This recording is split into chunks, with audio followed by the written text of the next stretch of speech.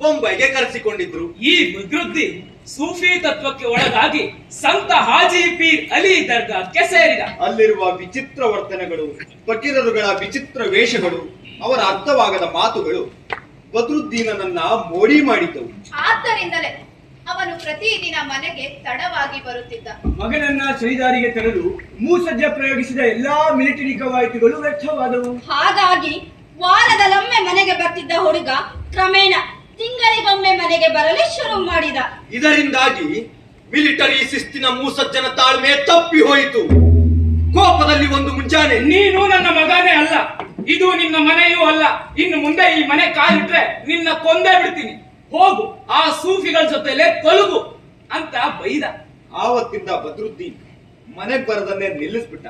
ಇದರಿಂದ ಬೇಸರಗೊಂಡ ಪಾಪ ಮೂಸಜ್ಜನವರು ತನ್ನ ಟೈಲರಿಂಗ್ ಅಂಗಡಿಯನ್ನು ಮುಚ್ಚಿ ಖೈರುನಿ ಸಾಳನ್ನು ಕರೆದುಕೊಂಡು ಮುತ್ತುಪ್ಪಾಡಿಗೆ ವಲಸೆ ಬಂದರು. ಹಾ, ನಾಗರಿಕ ಜೀವನಕ್ಕೆ ಏನೇನು ಬೇಕೋ ಅವೆಲ್ಲವೂ ಈ ಮುತ್ತುಪ್ಪಾಡಿಯಲ್ಲಿವೆ.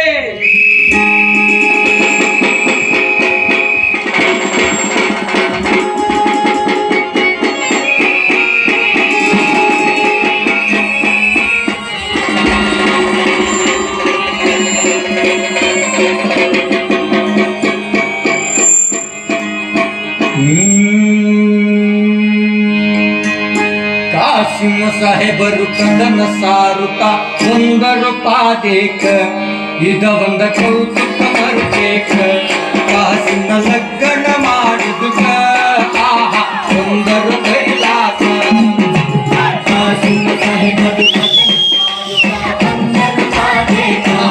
ಇದ ಒಂದು ಕೌತುಕ ಮರುಬೇಕ. ಕಾಸಿನ ಲಗ್ನ ಮಾಡಿದುಕ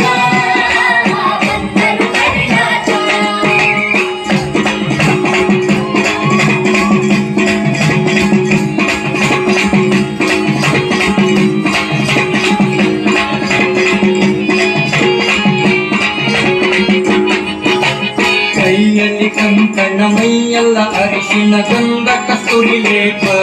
ಕಾಸಿನ ಕೊರಳಿಗೆ ಇಳಿಸಿದುಕ ಇಳಿದುಂಬಿ ಇಟ್ಟ